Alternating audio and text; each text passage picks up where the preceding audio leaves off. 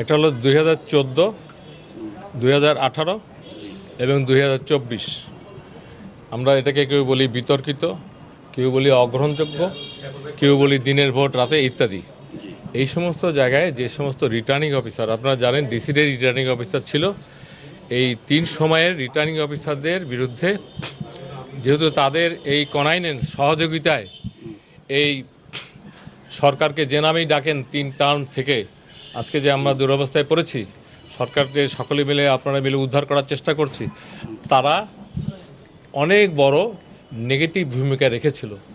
কোনো একজন ডিসিও বলে নেই যে আমি প্রতিবাদ করব, অথবা আমি রিটার্নিং অফিসার থাকবো না, অথবা আমি রিজাইন করলাম, আমি কাজ করব না। They all were with the connivance. এরই ভিত্তিতে আপনারা গতকাল দেখেছেন, মিডিয়াতে দেখেছেন, অনেকে দেখলাম যে নাম সহ দিয়েছে। আমরা 43 জন অলরেডি ওএসডি করেছি। ওএসডি তাদের করা হয় যাদের চাকরির বয়স 25 বছরের কম, আর 25 বছরের বেশি হয়ে গেলে তাদেরকে আমরা বাধ্যতামূলক অবসর দিচ্ছি, যেটা আপনারা আজকে জানতে চাচ্ছেন।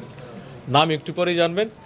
আজকে আমরা 22 জন এরকম যারা ডিসি ছিলেন, তার মধ্যে সচিবও আছে, 22 জনকে আমরা বাধ্যতামূলক অবসর দিতে, মানে অবসরমূলক বাধ্যতামূলক অবসর দেওয়ার আদেশ জারি হয়েছে। এবং আপনারা আমাদের তো মপা যে ওয়েবসাইট, এখানে পাবেন, বিভিন্ন পত্রিকায় পাবেন। আর আমাকে এই যাওয়ার সময় আমরা এখন কিন্তু বাংলা একাডেমিতে যাচ্ছি, ওখানে আমাদের বিজি প্রেসের একটা ইউনিট আছে, সেখানে আমাদের কিছু প্রকাশনা উৎসব করব। You can come to there over a cup of tea, and আমরা ওখানে কথা বলতে পারবো আরও।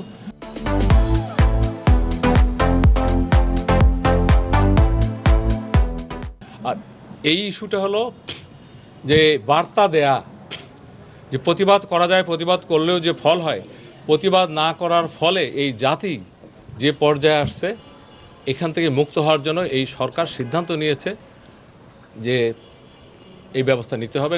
ব্যবস্থা শুরু হয়েছে। আজকে যাই 22 জন, তাদেরকে বাধ্যতামূলক অবসর। জি, স্যার কোন নির্বাচনে দায়িত্ব পালন করেছে? আমি এখন স্পেসিফিক যদি বলি, ওখানে যখন আপনার পেপারে অথবা আমাদের জিওটা দেখবেন, ওখানে তারিখ সব উল্লেখ করা আছে।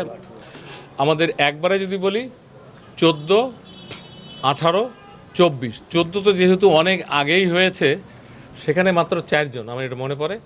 আর যারা রিটায়ার করে চলে গেছে, অথচ আমাদের সার্ভিসের অনেকেরই নামে কোটি কোটি টাকার অভিযোগ, এগুলো কিন্তু আমরা দুদকে মামলা দিচ্ছি।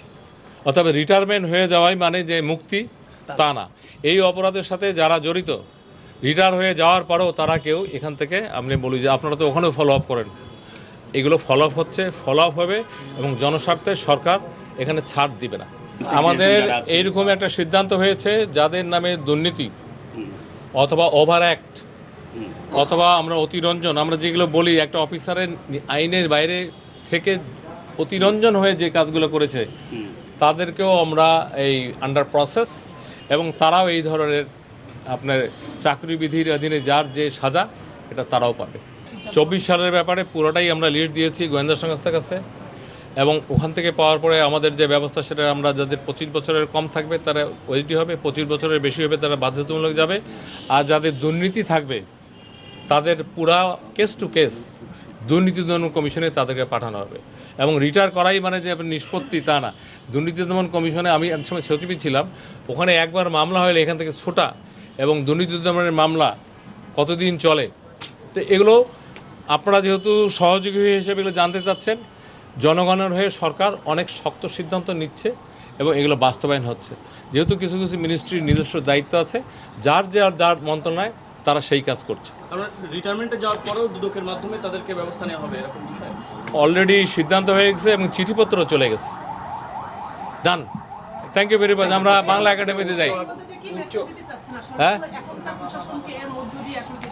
হ্যাঁ, সামনে নির্বাচন হবে। ডিসি সাহেবরা 3 দিন থেকে গেলেন, ইলেকশন কমিশনে মিটিং করেছে। আমরা ডিসি সাহেবদেরকে এই মেসেজ দিতে চাচ্ছি, আপনারা রিটার্নিং অফিসার হবেন, ভয় ভীতির ঊর্ধ্বে সাহসের সাথে আইন কানুন মেনে আপনারা রিটার্নিং অফিসারের দায়িত্ব পালন করবেন। যারা করবেন না, তারা এই মেসেজটা 3-4 দিনে আরও তো যাবে, তারা পেয়ে যাবে, না হলে কি ফল হবে। Thank you very much.